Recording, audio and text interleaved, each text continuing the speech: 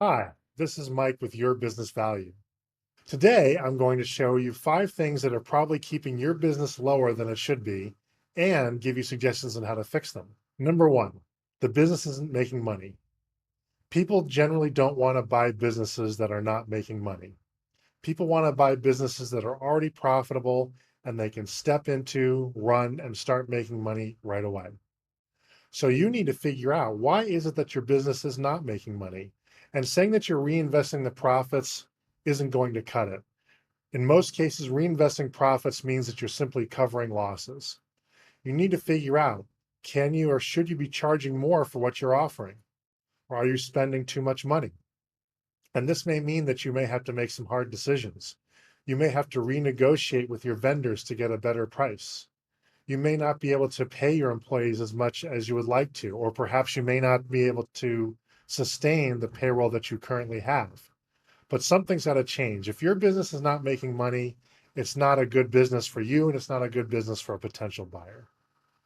Reason number two, the business is too dependent upon you, the owner. When a business can't survive without the owner's constant involvement, it's not really much of a business and it's more like a high risk, high stress job.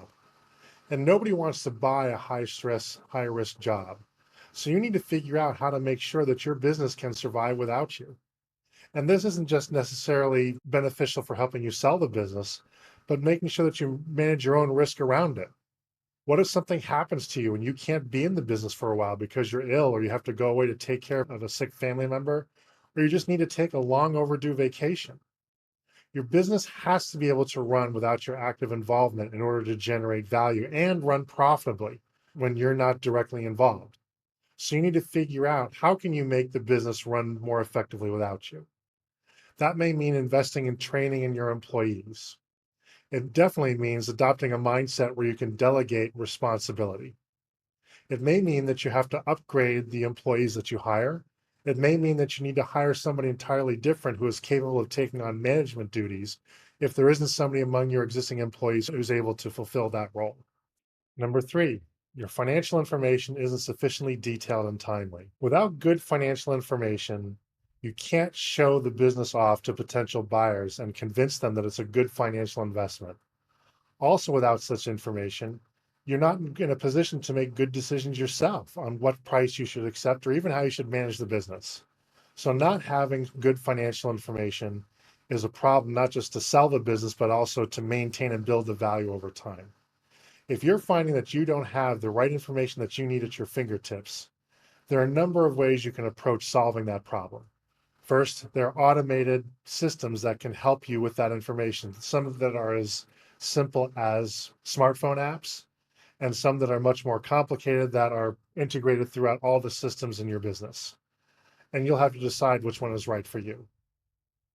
Another option is to potentially hire a dedicated accounting professional to serve in your company, whose job it is to collect that information, clean it up, and make sure that it is delivered to you in a relevant manner and a timely fashion. If you can't afford to hire somebody full time, there are many options where you can hire somebody on a part time basis that can handle that need for you while still providing financial flexibility. Either way, as long as you find some solution that works for you that's going to provide this financial information, your business is going to be much better off for it. Number four, you don't have reliable, robust processes. If you find that your business is having to make things up as it goes along every time that you try to deliver something to your customer, that's a problem for the business. Not only does it make your business inefficient and prevent you from making money, but it also makes it much more difficult for the buyer to envision themselves as a person who can step into the business, take it over, and execute the business as well as you have been able to.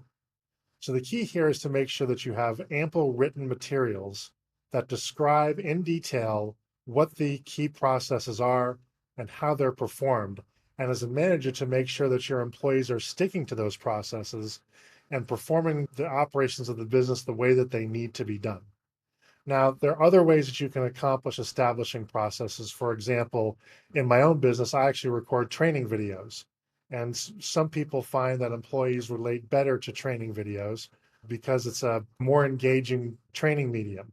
But whatever method that you choose, Make sure that your processes are standardized and documented so that when you hand over the business in a sale, you, in some form or fashion, can literally hand over the operator manual to the new buyer. It's going to give them a lot of confidence that they can run the business as well as you have and therefore make money. Number 5, your employees aren't motivated to stay with the business after the new owner takes over. Whenever a business has a change in ownership, it worries employees. They don't know what the new owner is going to do.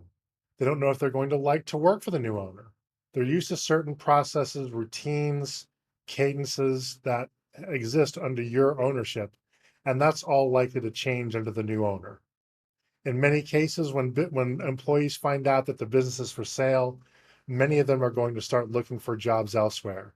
Or if they don't look for jobs before the business sale, many of them are going to start to look after. So you need to think about, how are you going to incentivize the employees to stay after a change of ownership of the business? One of the more common ways to do this is to offer something called a stay bonus or a retention bonus, in which, in the instance where a business changes control and a new owner takes over, you as the seller are going to give the employees a bonus based on the amount of time that they stay with the company after the change of control. Usually this entails a cash bonus at the day of the change of control, and then some sort of bonus based on the amount of time that the employee stays. Another way to potentially incentivize employees to stay with the company is to offer them some sort of equity participation. Equity participation in the form of shares, options, warrants, profits, interests are all mechanisms that give employees a sense of ownership of the company and therefore desire to make sure that the company is sold for as high a value as possible. And that can be sufficient enough motivation to entice employees to agree to stay with the company for some period of time after the change of control. Now, if you want to know more about providing these kinds of equity incentives, you can check out our masterclass on providing equity to employees here on this channel. So these are my 5 tips to identify things that might be a drag on your business's value, and some tips on how you can address them. But what do you think? Are there other factors that sink a business value that I haven't covered here? Let me know in the comments below. Thanks for watching this installment of Your Business Value. And if you receive value from this video, please consider liking and subscribing, and let me know in the comments what topics you'd like me to cover next.